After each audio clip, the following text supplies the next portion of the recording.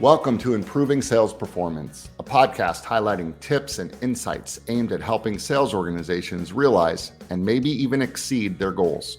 Here, we chat with thought leaders, experts, and gurus who have years of sales experience from a wide range of industries.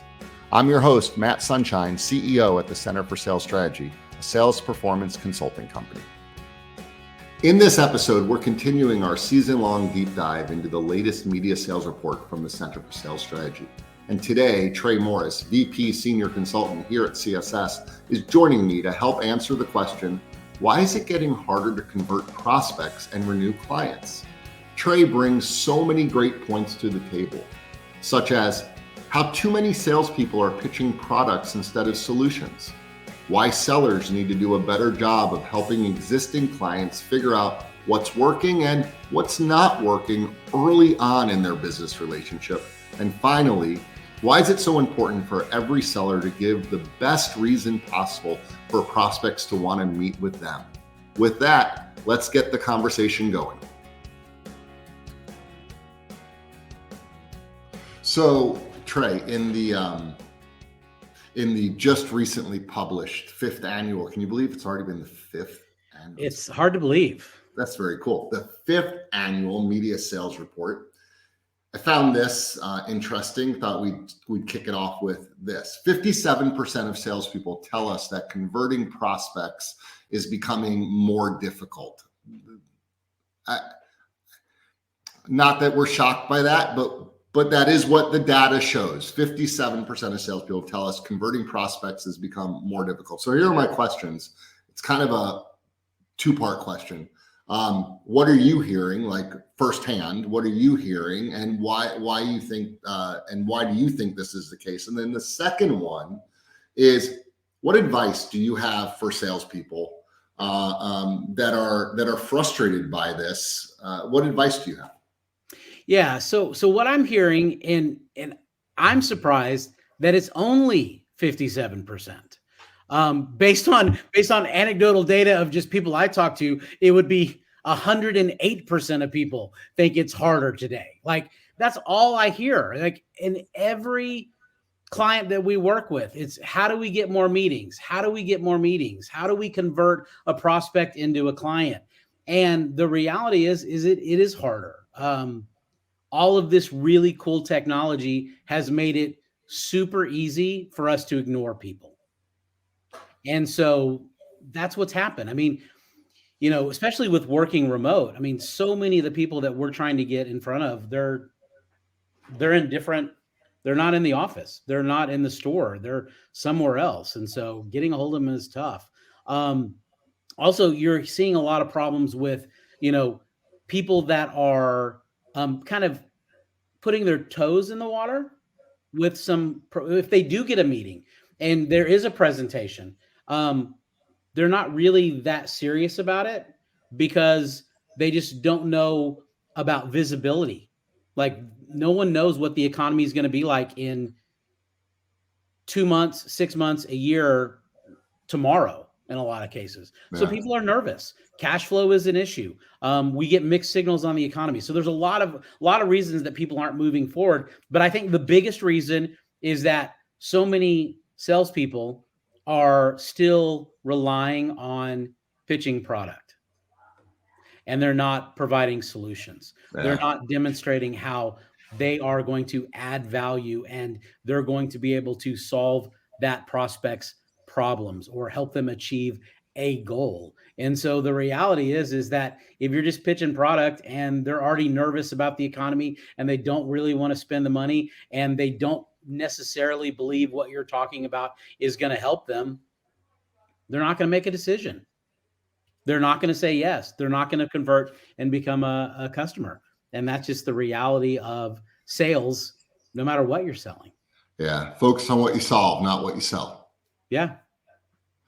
All right. So salespeople are also reporting, based on our survey, that it's more difficult when it comes to renewing clients. It's hard enough to get a client. It's becoming more challenging now to renew. Actually, 42% say that renewals are getting tougher than before. So why? what contributing factors are causing this, and what advice do you have? What can sellers do to set themselves up for success to renew their clients? Yeah, this is something that I am seeing more of today than honestly I think I've ever seen before.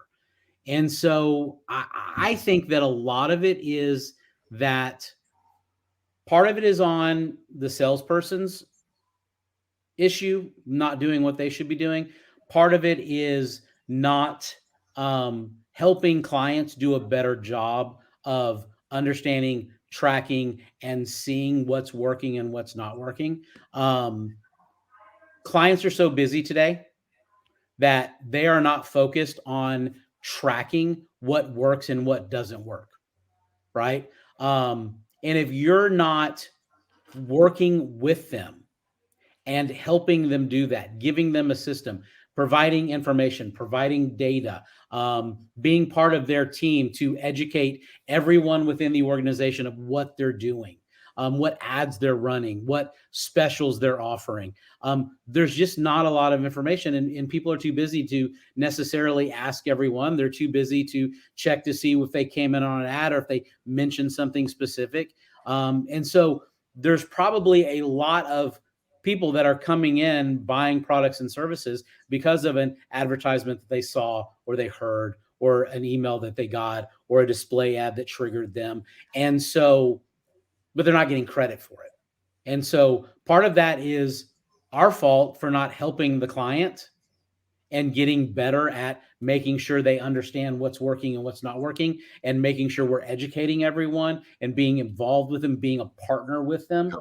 I think the other part of it is that they're so busy that they don't even know how to do it. And they're so busy, they're not even noticing it.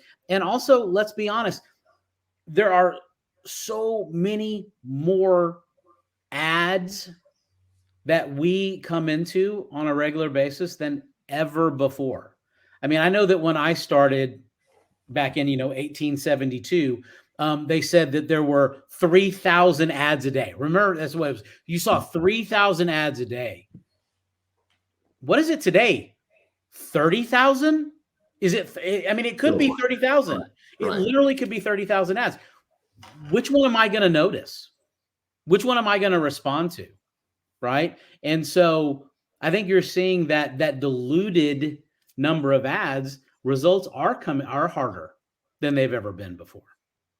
Yeah, and getting renewals is oh so important, right? I mean, it's the name of the game.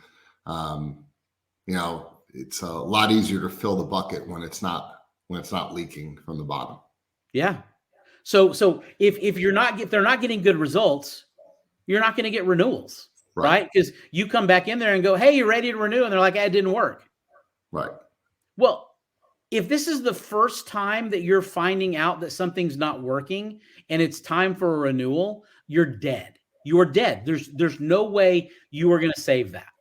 So part of that problem of us not communicating is also not staying in touch with knowing what's working and what's not working. Yeah. And so if things aren't going like you want them to go, I want to know in week 1, not week 12 or 26 or 52. Sure. Because in week 1 or 2, I can help them fix that. Maybe it's a copy issue. Maybe it's a creative issue. Maybe it's what we're running, the campaign that we're doing. Maybe it's that we're just not tracking it, right? And so nobody's going to renew if you're not getting results. It's all about ROI. It's interesting. If dollars are less, I'm not going to renew the things aren't working. It's interesting. Just going back to what you said before, it kind of ties together. If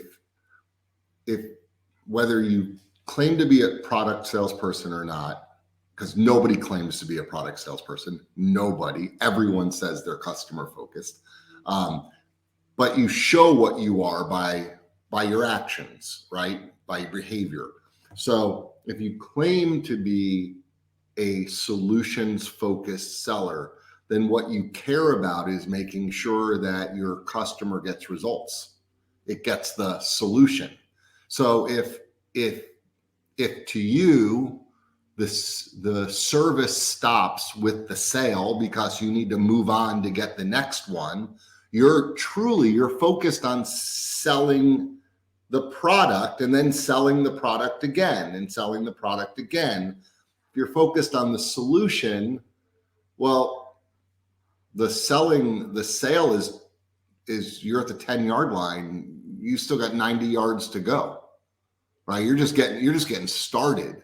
So they really do tie together nicely from what you said in the response to getting it's all about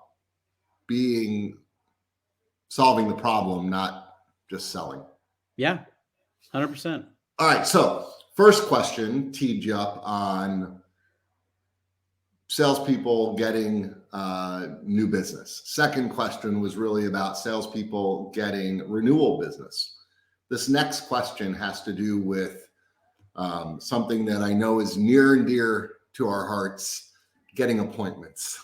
And let's just throw it. It's never been easy. It's not like it used to be so easy, but maybe it used to be easier. Yes. But it was never easy. So here's what the data says, and I'll ask you a question. Over half of the salespeople surveyed, 57%, say it takes 5 or more attempts to secure a sales appointment. 5 or more. I think we agree with that. 87% of salespeople say that securing appointments is harder today than it was 5 years ago. So again, it takes 57% say it takes 5 or more attempts. Almost 90%, 87% to be exact, say it's harder than it was 5 years ago. Here are my questions for you. Why are sales appointments becoming harder? And you got any tips? What do salespeople do?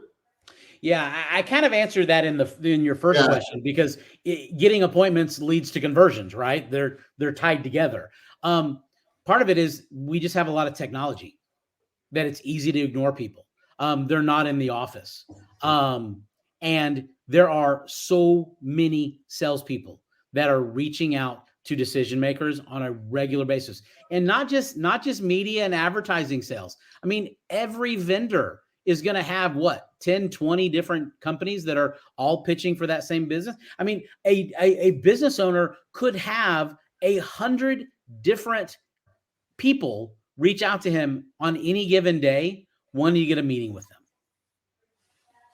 You can't meet with 100 people. You're not going to meet with 2 people, right? So that's what makes it so much harder today than ever before.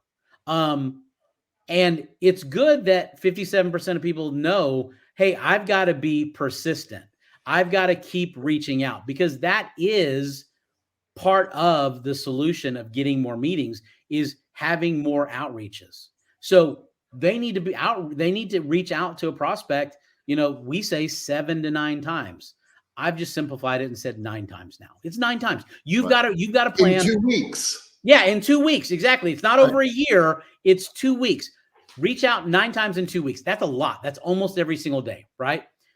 But you have to have a really good reason for them to meet with you, right? And we call it the valid business reason. It's, why would they want to meet with me? What do I have to offer that has value that's going to help them, whether it's going to be solve a problem, achieve a goal, meet a need, whatever that is. You have to have a really good hook as to why they would want to meet with you. And then you've got to hammer it 9 times in 2 weeks to get their attention before they respond.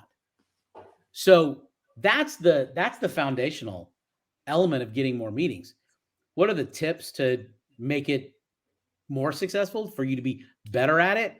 My thing is, you've got to be different. You have got to stand out from the crowd. You've got to break through the clutter. I know you get tons of people trying to sell you stuff, because I get tons of people that are trying to sell me stuff, because my title makes it seem like I might buy something. I don't buy anything at CSS. I have no authority whatsoever. It's the biggest waste of time in the world to email me. If you're thinking about email me, don't. If you're trying to sell me something. So I know I get tons of them, and they're all the same. They're so boring. They're so simple. All I see is emails. Nobody is sending videos. No one is calling me. Obviously, you can't, knock on my door, but if I was a business owner and I had a storefront, boy, I would old school go door to door and try and meet with people face to face. I would use the phone more than I would use email. I would send letters. I would send something unique. You just have to be creative to break through the clutter, because there are literally thousands of salespeople doing the exact same thing. They're super boring, and it's so easy to delete email after email after email and never respond. Yeah, so I'm gonna circle back to this whole conversation on different ways of communicating in 1 second, but I want to go back to something that you were talking about, the don't give up strategy, and there's that old quote in when luck is when preparation meets opportunity, right? Yeah. Luck is when preparation meets opportunity. So appointments are when persistence meets professionalism, right? Mm-hmm. When it's not enough just to be really professional and have a VBR. It's not. I mean, you could have the best, most well-written, most researched email, talk track, whatever. But if you reach out to someone and your email gets put in the junk folder for some reason, or bounces, or the person is off that day and comes back to 350 emails and deletes all of them, your well-written, well-researched email never got seen. On the flip side, though, if all you are is persistent and you're not professional, you're going to look foolish, and you're going to get a please do not. You're going to get an unsubscribe back and say, leave me alone. I don't want your spam. So I like what you're saying, and I agree. And I think the biggest thing that I've heard you say, not here today, but just again and again and again when I've been with you over the years, is the biggest thing you can do is commit to doing it, right? Yeah. Knowing what to do and doing what you need to do sometimes is where the chasm is. If you know you need to have really good VBRs and you know you need to reach out 9 times in 2 weeks, then do that.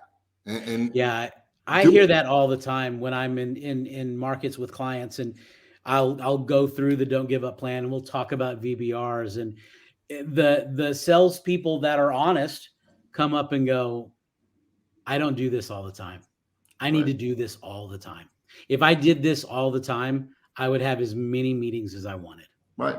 I mean, the challenge is this.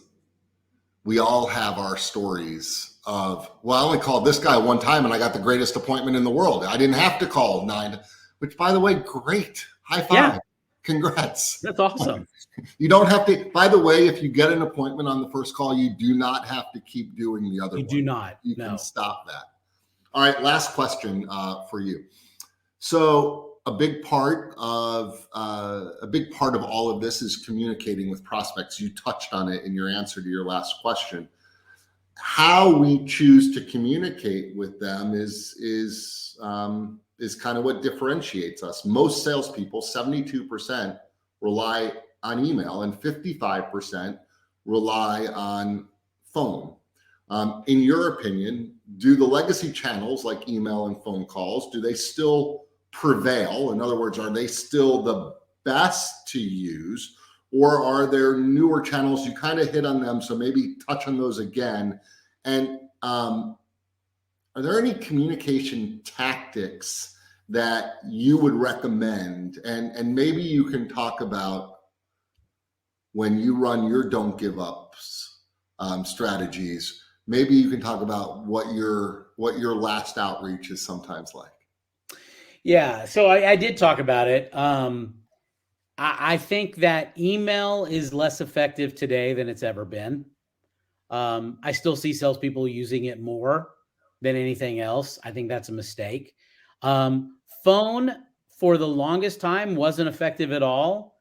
I think since 2020, phone calls have become way more successful. I think people are more willing to talk to someone on the phone today because they may not be in the office and maybe they aren't talking to people. So I think phone has probably exceeded email. I'm hearing a lot of success from salespeople who will go and canvas a neighborhood. Like they find a group of 3, 4, 5 businesses, all relatively close to each other. And they literally, and this is crazy, some of these people are not going to believe this, it's true. They walk into a business and they speak to a human being in person. Mm. I know, crazy, right? But it works. Like people are excited. You walked in and, you know, they're more willing to help you. And, oh, I'm not the person, but this is the person to call. And this is his card. And that seems to work really well. I think video is another really good way of using ways to communicate, especially if you're more outgoing. And all a video is a video of a voicemail. That's it. That's all it is. I mean, I don't understand why people get nervous, but they get nervous. But we are on video calls every single day of the week. What's it matter if it's being recorded? It's the same thing, right?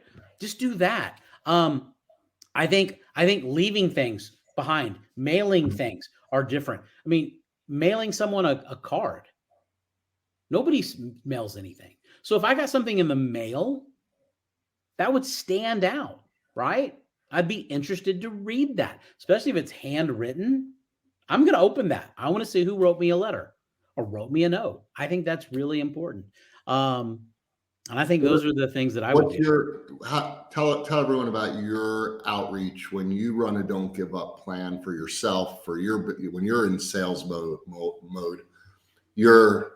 I'm giving up. Yeah, it's the 1, 2, 3 email, and I think I stole it from you, but I take full ownership of it. Yeah, now. You should. It's yours now. Yeah. So it's the title of the email is please respond with a 1, 2, or 3 ... By the way, I tested that on subjectline.com and it scored 100. So yay me. And it's, Dear Matt, I've been trying to get in touch with you for the last couple of weeks. We haven't been able to connect. Before I give up, I wanted to give you one last chance to make sure that we didn't miss an opportunity. So do me a favor and reply with a 1, a 2, or a 3 to this email. Number 1, yes, I'm interested. I've just been really busy. Send me some times you're available and we'll schedule something. Number 2, no, I'm sure you're a great guy, but I'm not interested. Please leave me alone. Or number 3, I've fallen and I can't get up. Please call for help. And then I say, let me know which one it is because I'm starting to worry. Thanks, Trey. And I would say that I probably get 70 or 80% of the time we'll get a response. And half the time I get yeses and half the time I get no's or 1s and 2s.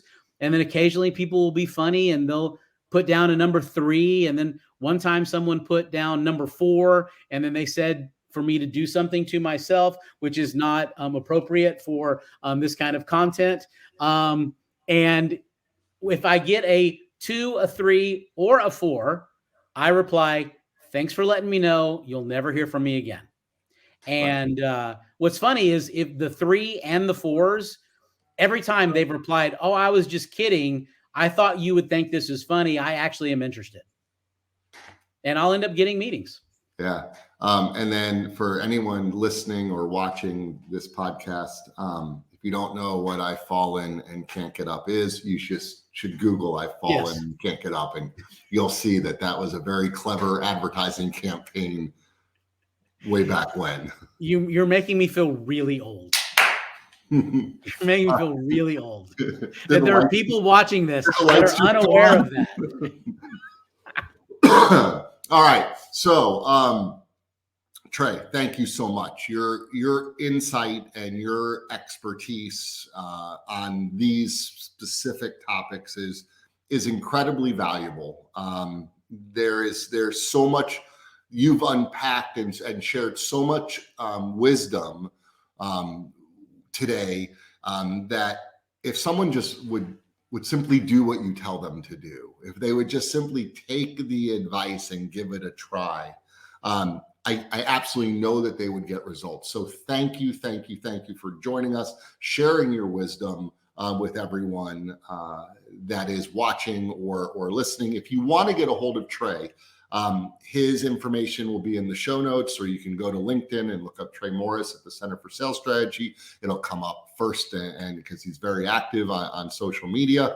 We look forward to seeing all of you on the next episode of the Improving Sales Performance podcast. This has been Improving Sales Performance. Thanks for listening. If you like what you heard, join us every week by clicking the subscribe button. For more on the topics covered in the show, visit our website, thecenterforsalesstrategy.com. There you can find helpful resources and content aimed at improving your sales performance.